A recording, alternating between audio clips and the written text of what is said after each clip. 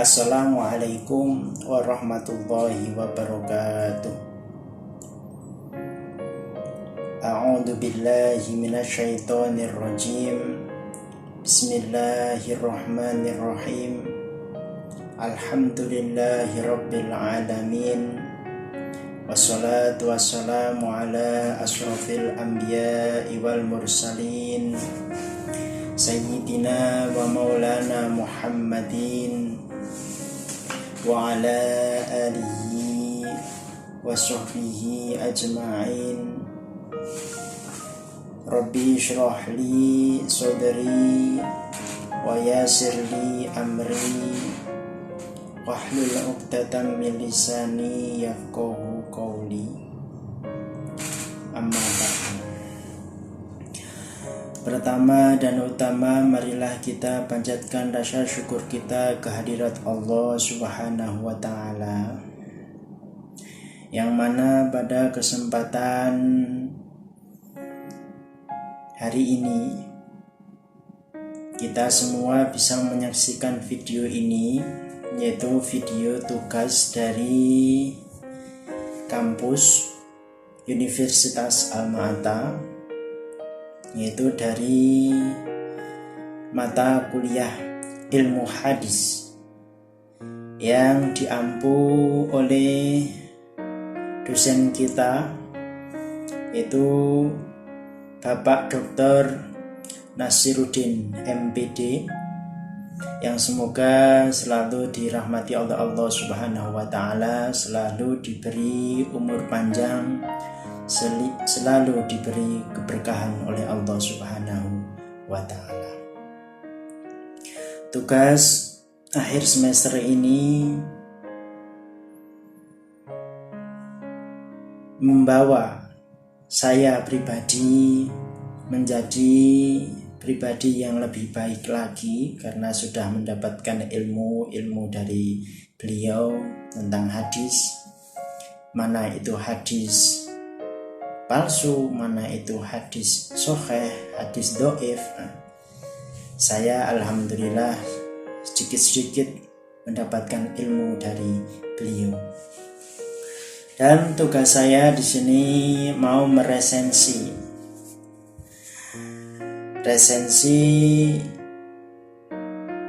kitab, yaitu di sini ada kitab indeks hadis syarah dan syarah. Kitab ini diringkas.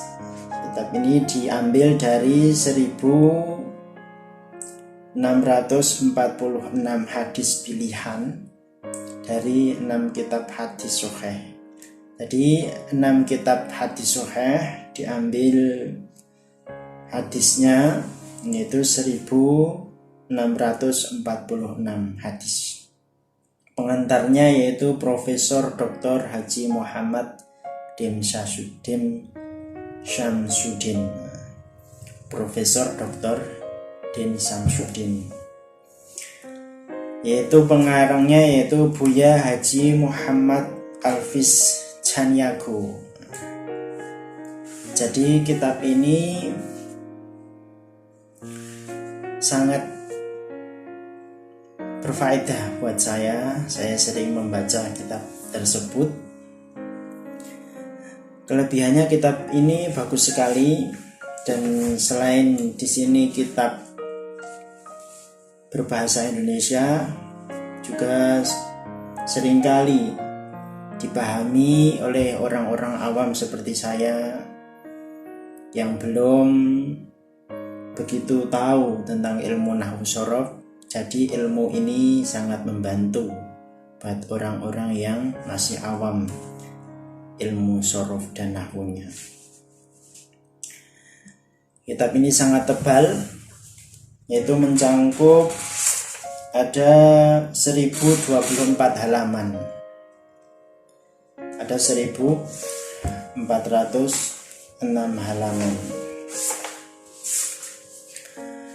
Alhamdulillah, assalatu wassalamu ala Rasulillah Muhammad ibn Abdillah. Dalam agama Islam, Dalam agama Islam, hadis merupakan sumber hukum kedua setelah Al-Quran. Hadis berfungsi sebagai penjelas ayat dalam Al-Quran, sebagaimana difirmankan oleh Allah Subhanahu wa Ta'ala dalam Al-Quran surat An-Nahl. Di dalam Al-Quran terdapat ayat-ayat yang bersifat global. Misalnya ayat yang memerintahkan mendirikan sholat. Maka kemudian dirinci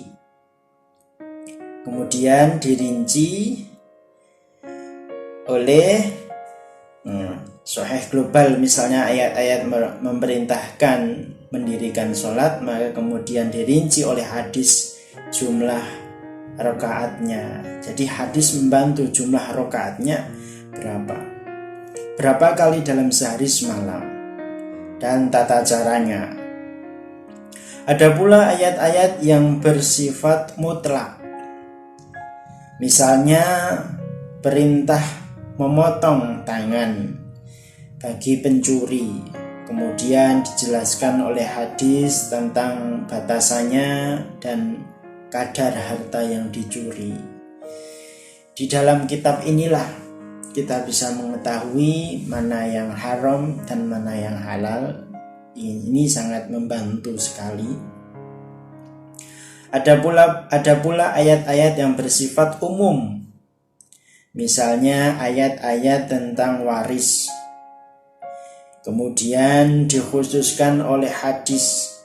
Karena itu, tanpa mengetahui dan memahami isi kandungan hadis, maka akan sulit memahami isi kandungan Al-Quran.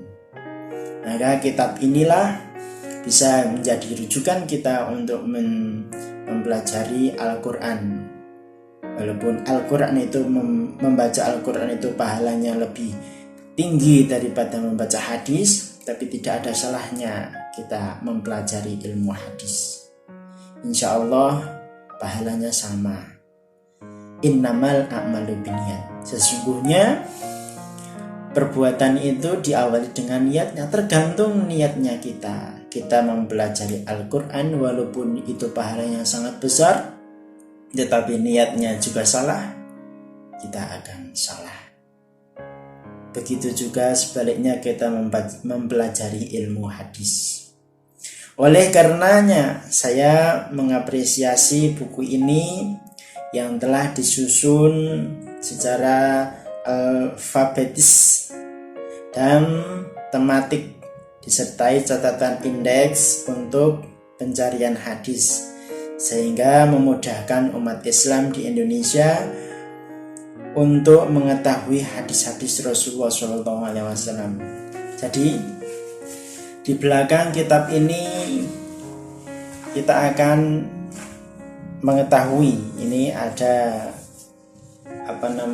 semacam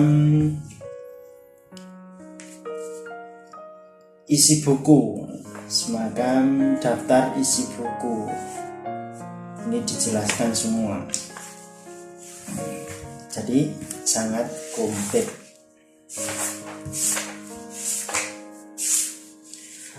Alhamdulillahirabbil alamin.